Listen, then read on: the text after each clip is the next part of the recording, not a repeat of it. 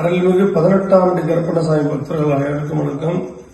வருகின்ற 30ஆம் தேதி திங்கட்கிழமை நமது ஆலயத்தில் அமாவாசை பூஜை நடைபெறுகிறது.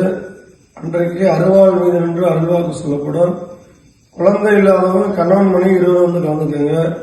அதுபோல பில்லி சூனியம் காத்து கருப்பு இருக்கு பேய் இருக்கு நீங்களே பயந்துகிட்டா அவங்க வரமலை வாங்கினது ஒரு யாக பூஜை நடக்கும்.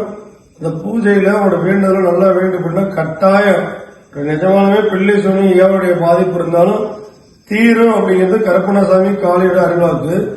அதுபோல நம்ம தொழில் நடக்கவே மாட்டேங்குது நிறைய பேர் கேட்குறீங்களே, அப்படி நடக்காதவங்க ஞாயிற்றுக்கிழமை சாயங்காலம் எப்பொழுதுமே நமது ஆலயத்துல அமாவாசைக்கு முதல் நாள் இரவும் பௌர்ணமிக்கு முதல் நாள் இரவும் நம்ம ஆலயத்துல பூஜை நடைபெறும்.